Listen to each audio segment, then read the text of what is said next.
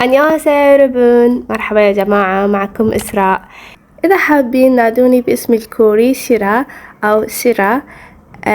اختارت هذا الاسم لأنه ويا اسم العائلة لي اللي هو بالكوري إي يصير إي شيرا، وكلش يشبه لفظ اسمي بالعربي، وأيضا له هواي معاني حلوة فحبيته.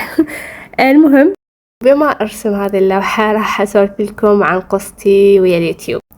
بدأت قناتي قبل 8 سنوات لما كان عمري 24 سنة، وشغفي باليوتيوب بدأ قبلها ب3 سنوات بعد ما صار عندنا نت، وبدأت أتابع فيديوهات اليوتيوبرز وإلى آخره. وبعد شغف وانتظار ل3 سنوات صار عندي مساحة أقدر أبدي بيها قناتي المتواضعة وأصور فيديوهات. وفعلا بدأت مثل ما قلت لكم قبل 8 سنوات بسنة 2017، ورغم أنه حاليا يبين من زمان، بس تخيلوا بذاك الوقت كنت ما زال أحس نفسي بتأخره. ما علينا، أحيانا لما أتذكر الوضع شلون كان أتفاجأ من مثابرتي وأفكر إيش قد كان عندي شغف، لأن صراحة تقريبا كنت أسوي الفيديوهات بسرية، والبيئة كانت مو كلش مناسبة، والوضع كان سترس. المهم بدأت قناتي، وكان الكونسبت أو مفهوم القناة اللي هو يعني المحتوى اللي أسويه عن الدراما الكورية والكي بوب، واللي تشكل جزء كبير من شخصيتي وشغفي، إضافة إلى سلسلة مجتمعي العزيز اللي كانت عبارة عن انتقاد للسلبيات بحياتنا بصورة عامة، يعني اللي نواجهها أكثر في مجتمعاتنا. وكان هدفي هو أن التحفيز أنه نغير من أنفسنا للأفضل، وكان شعارنا أجا فايتين. فعلا قناتي بدأت تلاحظ، وصار مجموع أفرادها 15,000 صديق، بس للأسف ما استمرت فترة طويلة وقررت أترك القناة بسبب صراحة هواي صراعات كنت أواجهها ويا نفسي. وبذاك الوقت تقريبا بدأت رحلة اكتشاف الذات عندي، واللي تخللها هواي فترات من العجز والانهيارات ودخول يوتيوب وخروجه. خلالها سويت كم فيديو معتزة ببعضهم صراحة، وأحس نقدوا قناتي من أن تكون صحراء قاحلة بعد ما حذفت كل شيء من بداياتي، لأن ما كنت أحس بيها أني نفسي.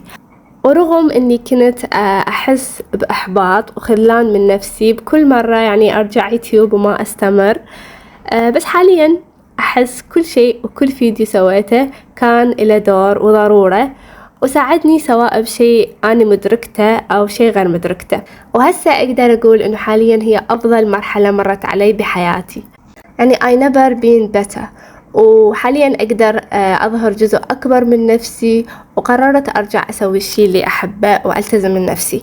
ورغم أني حاليا ببداية ثلاثيناتي، بس على عكس إسراء اللي ببداية عشريناتها ما أحس أني متأخرة، بالعكس أؤمن أنه كل شيء بوقته المناسب، ودائما نقدر نبدأ من جديد. إحنا وحدنا اللي نرسم حدود لأنفسنا.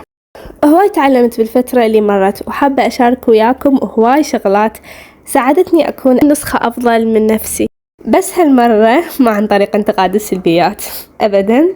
ويبقى أشجعكم وأقول لكم فايتينج، بس ما راح يكون اسم القناة لأن أحس ما صار يمثل المفهوم اللي حابة أقدمه. فايتينج هي عبارة حلوة وما زال أحب أستخدمها، بس قبل كنت أشوف أنه إحنا يعني مقاتلين بالحياة، ولهذا السبب حتى يعني سميت جماعتنا بالفايترز. بس رغم هو الهدف نفسه الهدف، لكن اكتشفت أنه الطريق مختلف وتغير مفهومي، وأحس ما صار يناسب القناة.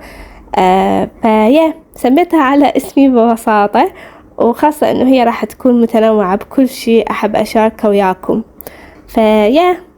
آخر شيء حابة أقول لكم أبفرو كميكا نلجا باي.